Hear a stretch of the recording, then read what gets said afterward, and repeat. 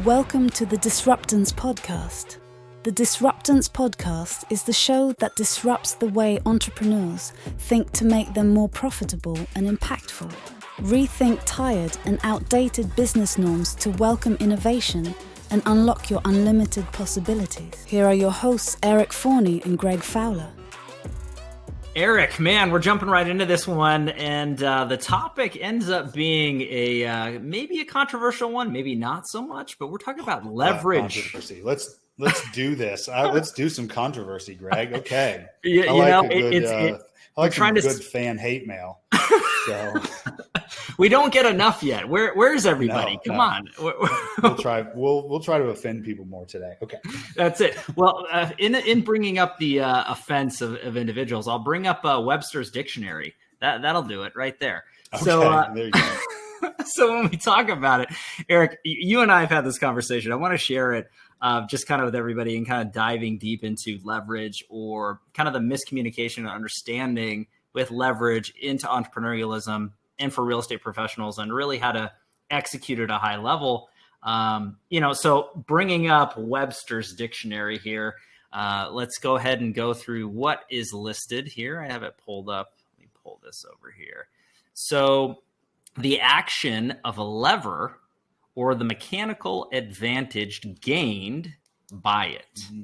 Leverage as a noun. Action of a lever or the mechanical gain by the lever. The mechanical advantage gained by it.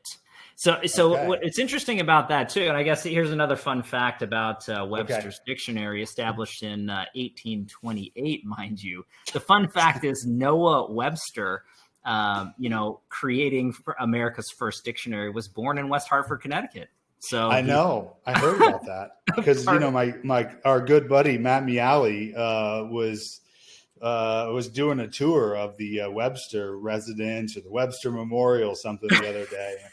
So that was my great New England life lesson the other day I got. There we go. So, hey, if you're tuning into Disruptance today, you're welcome for that gem. You don't have to listen anymore. You've gotten your nugget for the day. That's right. But Eric, what are your thoughts? I mean, truly on leverage in business. This is one of those things that's thrown around. I think it's a buzzword. Let's just blow this thing up. Yeah, let's do it. Okay, so yeah, you're spot on. So a buzzword that most people actually don't understand. And here's one of the things I've realized is the more entrepreneurs I talk to, especially outside of real estate, the more who don't use the word leverage. It seems to be a popular real estate term and probably popularized by the best-selling real estate book of all time, The Millionaire Real Estate Agent, where the authors indicated that there really was this triangle in real estate. And the triangle for success in real estate was leads, listings, and leverage. And because leads, listings, and leverage was the timeless triangle of success for real estate agents, the answer to any time someone didn't know the answer, the bullshit answer was always leverage. You just need leverage. And so leverage became the de facto way for those with low IQs and low strategic thinking to solve all problems when they didn't know how to solve them, which was leverage. And, they seem to have forgotten that the root word is lever. And the root word of lever happens to be one of the simple machines. And so for some reason, most agents and business owners who didn't know how to solve their problems and weren't willing to do the research to figure that out, they opted for the lever instead of the pulley or the wheel or the axle or any of the other simple machines. They always went to leverage. And so now I kind of have this, I'm part of the camp, Greg, that words matter. There's two camps. There's like Gen Z and they're part of the words are, ambiguous and they don't have meaning. And then there's those of us who think that words have meaning. I'm part of words matter camp. And so anytime someone now says leverage, I like to just follow that up with what does that mean? What do you mean by leverage? Because it's kind of this placeholder of how to respond when you don't know how to respond. You don't have an answer. You just answer one of the simple machines of life, which is leverage. But the fact that you base that off, and you're mentioning the pulley and other aspects, and people just automatically go to that, I think that it is instilled into their minds. I do want to get your thoughts on your favorite generation, the baby boomers. Where do they fall in that, Eric? Because I have to mention that. Are they? Do they have meaning behind their words? Are they just full of shit? Where do they land in that category? They're probably on camp words matter. That would be my guess. Yeah, Okay. they're probably camp words matter. Fair So it is true though. Thanks for bringing the boomers into it. I had to. You set that up perfectly, my friend. But talking about this and just kind of going into the fundamental basis of this, if you look at kind of class one lever, I've got a little diagram up here for anybody who's tuning in to the audio format, not visual. There's effort on one side, there's load on the other side, and then there's the fulcrum and resistance on the load. And it's that old adage of, a wedge and a rock and essentially a long shaft being pulled down. But Eric, let's get to the fundamental truth behind it. Forget the buzzwords, forget people having a low IQ and lack of articulation and verbiage. What is your recommendation or definition to really kind of amplify, to scale, to really exponentially grow? Which is what everybody's meaning. When somebody says, oh, leverage business, I mean, let's talk about that from your thoughts. Yeah, I love it. So the secondary definition that you mentioned of the Webster there is really the application of how people think about leverage, which is just from a condensed standpoint, which is that you're getting a disproportionate result from the amount of effort that's put in. So you get disproportionate outcomes to inputs, and so I think of leverage the same way that the Egyptians and the aliens did when they built the pyramids, Greg. Okay, so you've got a few different ways that you could build the pyramids, like the alien Egyptians did, and the first way is that you could build pyramids through collaboration and labor. There you go. Okay. That's the oldest form of leverage, which is people leverage. If you have some heavy shit to carry and you need to stack it into a temple shaped like a triangle, you can do that by getting as many people as possible to carry their portion of the load. That's leverage, having someone else bear the burden with you. The mistake that most entrepreneurs make is they go towards the collaboration, human capital part of leverage. They ask someone else to help them pick up one side of the couch and move the couch from one orientation of the room to the other, and most opt for that, getting someone else involved. The downside is whenever you ask people to do things for you, they typically want something in return for it. That's one challenge. Is they either want money, they want time, they want your love, they want your affection, they want your compliments, something. Sure. So people come with typically a counter response.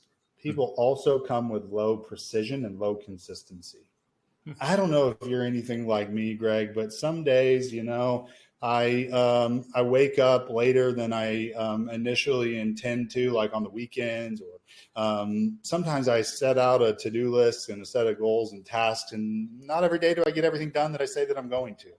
And so because of that, it makes me inconsistent and imprecise compared to potentially other forms of leverage. And so people come at a higher price, and they come with a higher degree of inconsistency and imprecision. And so the most simple base level component of leverage that most entrepreneurs think about is hiring more people, solving problems with people. What I want the listener to understand is that actually should be the last thing that you think about. The very last way to solve your problem should be thinking about people.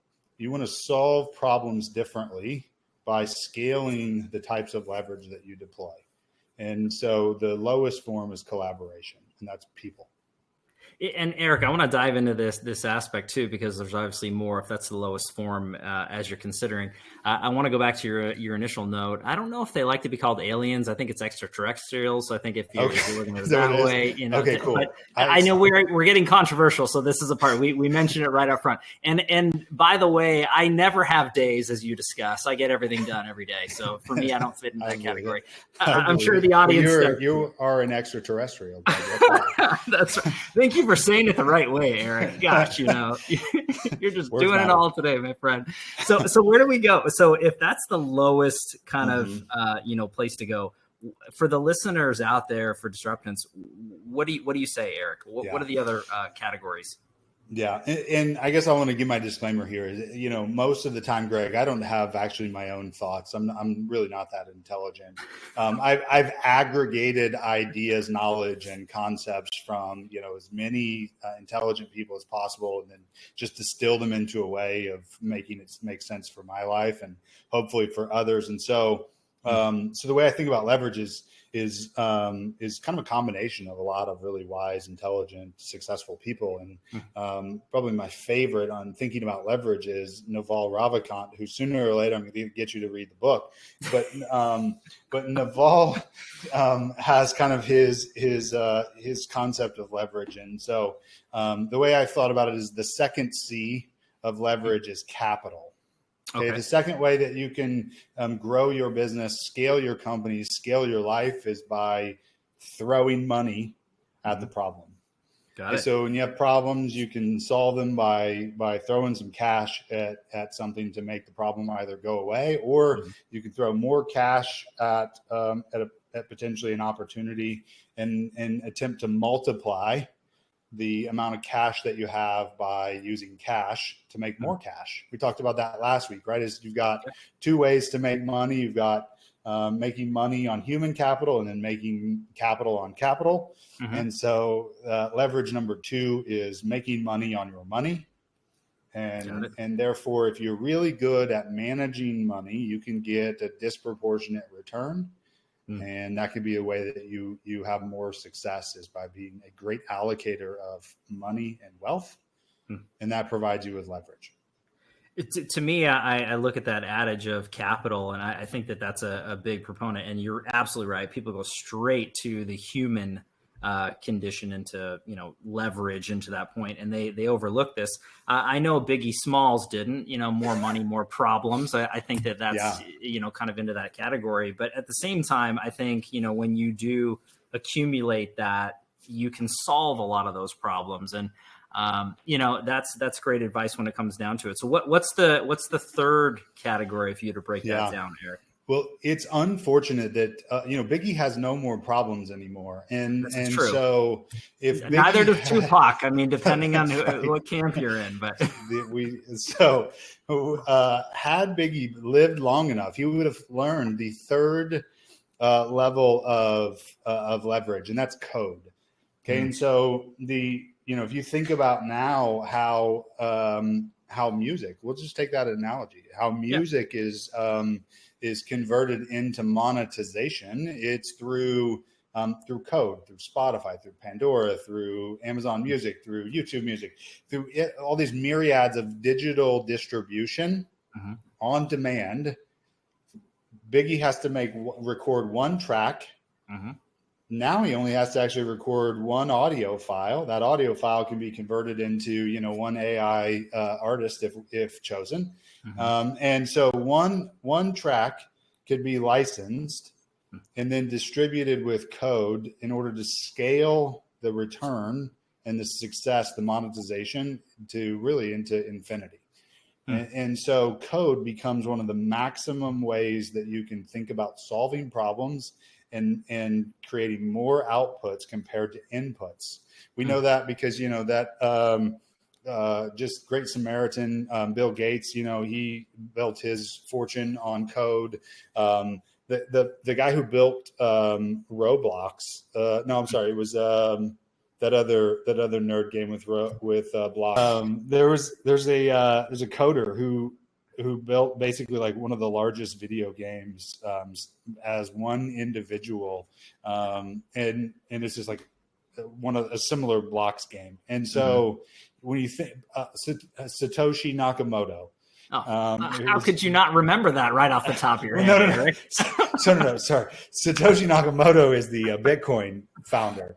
And so the Bitcoin founder, if you think about leverage, right, here's one person or one pseudonymous group of individuals who with code created law about how money and value could be exchanged that scales to what amounts to be really an infinite amount of value. And so the place that I like to think about solving most problems first is actually by solving them through code. Now, next level entrepreneur is instead thinking about preventing problems from code.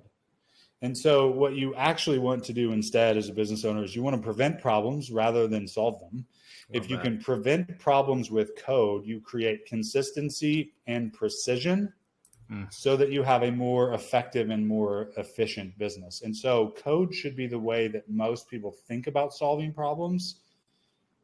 And then once solved, you should then think about preventing problems.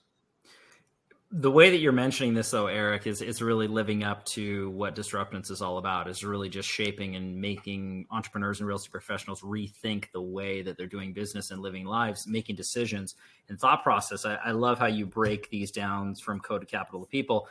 For anybody out there who's tuning in into your mindset, what would be the advice that Eric would give himself saying, okay, I am really looking to try to apply these principles to my business. Let's just take it as an entrepreneur or real estate professional. What would you tell yourself to do with code, with capital, and people? If there's any examples out there that just pop into your mind that way. Well, so, this is the mental model that I run through. And the mental model is typically what is inconvenient? What do I not like? What creates friction? What's annoying? What feels like a poke in the eye? What's a distraction? What prevents me from achieving what I want? What isn't in alignment with how I want to live my life? And then rather than accept those things as must be or like universal truths that I have to mow my lawn. Sure. Find the first example I can think of something that I'm doing consistently in life that I wish I didn't have to do. And then go through the thought exercise of, is there someone else in life who has figured out a way to not have to do this? So I just, for whatever, I think I mentioned this a couple of weeks ago, which was the thought model I typically go through is, does Peyton Manning have to wait in the BMV? And the answer I just always assume is no, that Peyton Manning is just not going to be there with his 5 head chilling at the BMV. So Eli might be waiting at the DMV. I don't know, because he's the lesser sibling, and so he might have to wait. But around here, Peyton Manning would not wait, and so we would usher him to the front of the line. And so because of that, I just assume that that's the first thought, which is there someone else who's solving this friction, this challenge that I don't want to be dealing with? Is there someone who is not dealing with it and has figured out a way to prevent having to encounter it? If so, what do they know that I don't know? Wow. I first have to arrive at the position, though, of asking myself the framework of, is someone actually solving this problem? And assuming that someone is solving the problem, then how do I learn what they know that I don't know? And it always boils down to really what amounts to be like 3 different things. And it's the habits that they have, the mindset that they keep, the skill set that they exhibit. So it's basically like what they know, what they do, and what they do consistently. Wow. So I need to figure out, what are those 3 things do I need to be adopting in order to make that problem something I don't have to encounter frequently? And then can it be solved with automation, with code, so that precision and consistency is the result, and I don't have to have the friction and annoyances that I want to go away in life. Wow. That to me is a perfect example of that kind of executionary standpoint into it, Eric. And I love the aspect of what you're mentioning. So to anybody out there who's describing or breaking down what they're fundamentally doing with their business, how would you tell them to reword or reframe their conversation to not necessarily mention leverage as a terminology into their business and growth? What would you be saying to them to kind of change the narrative, to change the conversation? Well, at the end of the day, what as a business owner, the reason to be in business is to solve a problem, to add value to the world, to provide the world and people with something that they deem to be valuable, helpful, and useful. And once you've gotten past kind of like step one, which is to provide that value that is meaningful and useful, then secondarily is you design the business to accommodate your desired lifestyle. And then when you understand that you have a desired way of existing for as long as you exist on this round planet, I think it's round. And as long as you're here on this round one, then you say, okay, well then how do I engineer as much of my life that I can control as possible in order to accommodate the days that I have left on this spinning ball in the middle of nowhere. And so you do that by thinking about all the things that you are doing on a consistent basis that you don't want to be doing.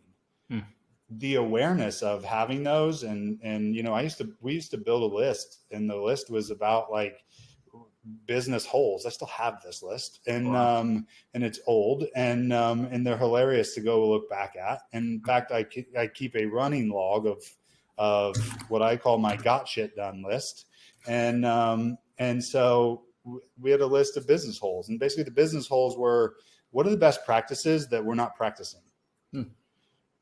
And we're not practicing them because we don't have a system in place to guarantee that the practice happens on a consistent basis with the result that we want. And so when I made that list, then it became easy to prioritize, have awareness to what needs to be fixed in order to get life to be more in alignment with the way I want it to be.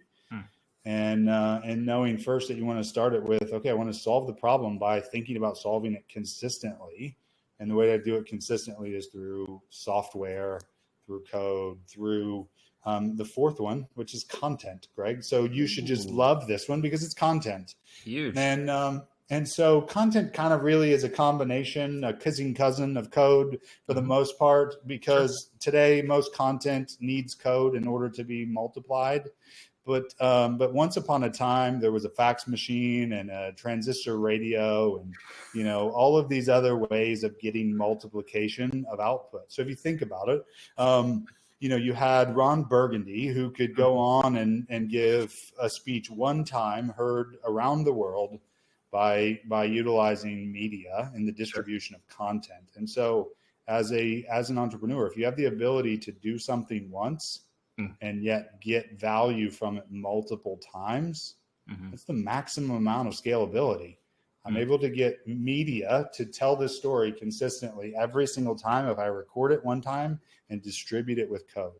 That's far better than hiring a person to tell it via a tin can and some strings, because there becomes like this replication that is just watered down over time, right? And so when I hire someone, they're not going to tell it the exact same way. They're not going to do it exactly the way that I do. So if I can do it via media and distribute it digitally, maximum value from a leverage standpoint.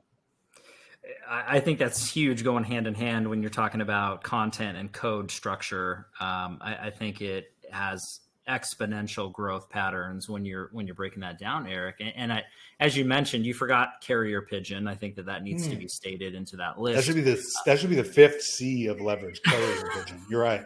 It should be. It's got to be on there. But I love what you're mentioning into there, is because there's an emotional cue and package to that. And when you talk about content structure and compelling content, ultimately, you look at it for the end user, the brand, product, or service that you are and that you bring to the market, the open market. But it's getting to know, like, and trust one another in the real estate vertical, right? It's a people business. So being able to capture the reasons to why you do what you do and how you do it, and really show the personal and professional as to who people are engaging with and entrusting their time, money, and value into. Mm-hmm. It's tough to have a one-on-one conversation with every single person in your town, in your market, in your city, wherever you're servicing. But to digitize yourself in the way that you are as a man, as a professional, as a father, a husband, however it breaks it down, you're leveraging and scaling in such a big way, which is that component of code and content. But big fan of it. I think it really is a massive part of any business and structure. And to that point, look, at the end of the day, if you're not taking the time to really utilize technology to its degree of connecting with people, then what are you doing in the first place? I mean, sphere of influence is massive. Don't get me wrong. Yeah. It's a huge part of business. But ultimately identifying those individuals, diving deep on them, but then identifying, hey, who else can I help with my product or service and brand? And that's going to exponentially help for the process. So I love that you mentioned that in addition to code content. Big deal. You look at Joe Rogan got 150 million or something for content. So, it's probably not enough to live on, but not for him. It's at least a good start, and so we know that code and content multiply, especially from a business standpoint. I see the mistake oftentimes where entrepreneurs, they do things consistently from a state of chaos through a state of 1-to-1 multiplication, or maybe 1-to-2 multiplication. And yet they have the ability to do, 1 to 10x and multiple times output by just stopping the chaos for a little bit of time and thinking about, does it have to be this way? I'll just give you some examples this week of just who I've talked to this week, and some of the ways that leverage has come up, and ways that, people are encountering it, and ways that we've solved it, or at least have solutions in place as a company.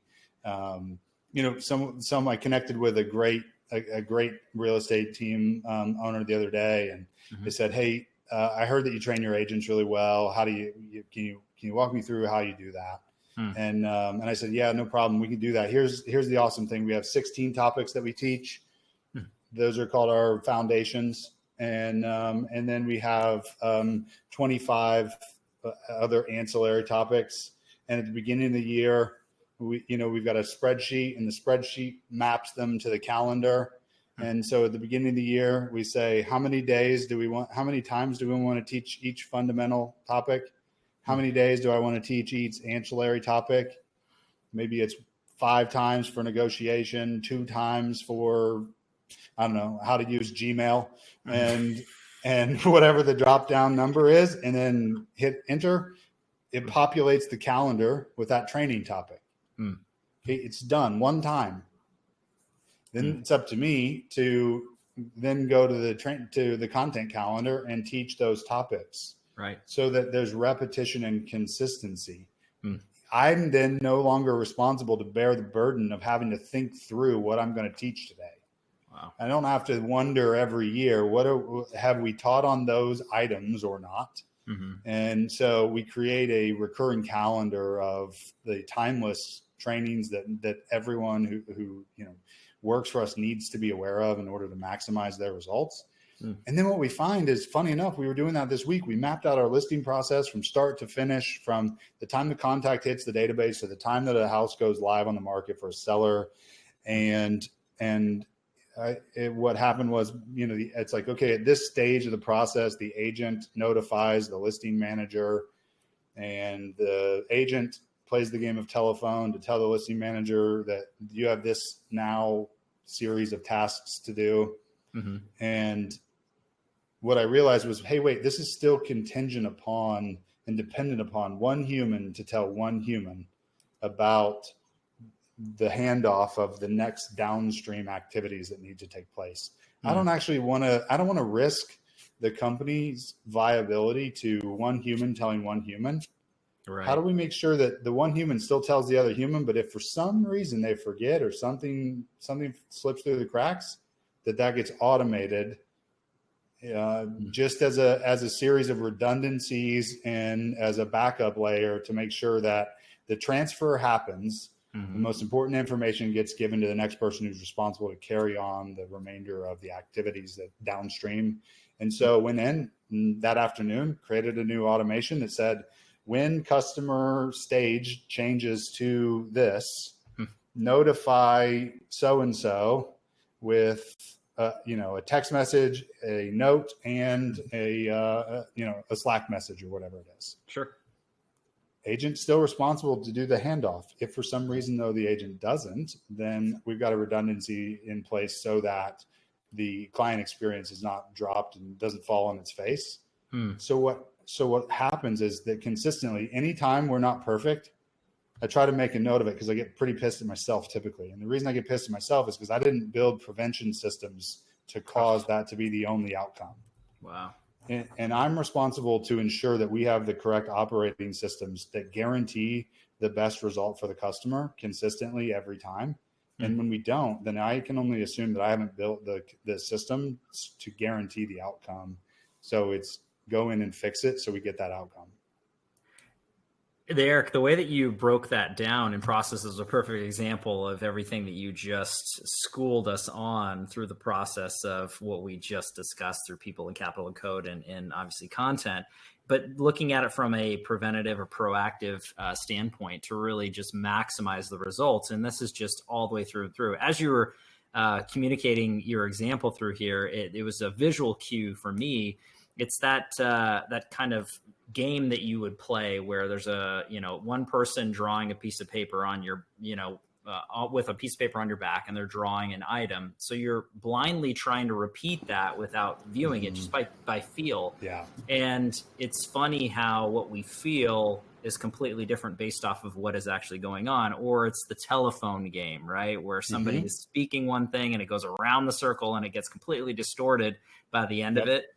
I think that really getting rid of all that nonsense and noise to me is crucially important. Another thing that I thought was fascinating to me as you were going through this just this week, this might be a really great topic for another episode, is, really asking great questions.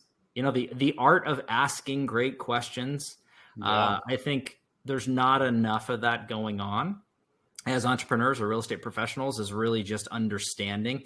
You having that conversation with that individual, there was a lot of dialogue and learning experiences back and forth, but you asked the right questions to really yield the results and then applied that to success. So to me, maybe that's a future episode, but I think that's a great point that you mentioned for sure. Well, and at the end of the day, I think, it stems from this place of blissful dissatisfaction, and leverage and change and improvement is the direct byproduct of inconvenience and blissful dissatisfaction. And what I mean by that is that if there are, my wife is a perfect example of this. My wife is like way out of my league and just such a great person. And she, I'll give you this story. So like we were in Austin, Texas at some event, I don't know, a few years ago, and her key wasn't working. And I was at like Starbucks chatting with a group of people, and I was headed back to the room, and her key wasn't working, or she didn't have a key, whatever it was. And so she couldn't get in the room. So she like sat down on the floor outside of the room and was waiting on me to get there because I had a key. Well, I didn't, unbeknownst to me, she couldn't get in the room. Well, I was taking my sweet time just chatting away. And so probably 15 minutes later or whatever, I come up to the room and let her in. Mm-hmm. And I remember the people that were with us in the group were like, I would have just blown a gasket if I had to wait on you, Chatty Cathy, to have to come in and let me in the room. I'd have marched down and gotten a new key or at least gotten your key. Right. And so my wife is the type of person who friction and barriers to progress, they don't really bother her. She has the ability to be happy with the present. And then there's me who blissful dissatisfaction is the nicest way to put it, right? If I were stranded outside of a room, which we happened to be at that hotel just recently, and I think I got the janitor and the housekeeper and somebody else with a walkie-talkie all like on the same floor. I hunted down anyone who appeared to be working for the hotel to try to fix the fact that we were locked out of our room. And because I'm not okay with things not being exactly the way that I like them to be, or at least to have that friction and so this is where at that point of the blissful dissatisfaction, the awareness to it could be better is both a double-edged sword, right? It's the cause of all innovation and it's the root of all dissatisfaction. And so understanding that when you get to this place in business where you have the root of dissatisfaction, you then go, how do I not do that ever again? How do I put new processes, systems, and prevention measures in place to avoid having that same experience? Always go to content, to code, to capital, and then lastly to people, because people are great at so many things, but what they're not the best at is consistency and precision. There are far better solutions today for consistency and precision. They give multiplication of output. Multiplication of input to output is leverage. Not everything else that's ambiguous and nebulous and just a plug filler word for, I don't know how to solve this problem. It's always working backwards to content, code, capital, and then collaboration.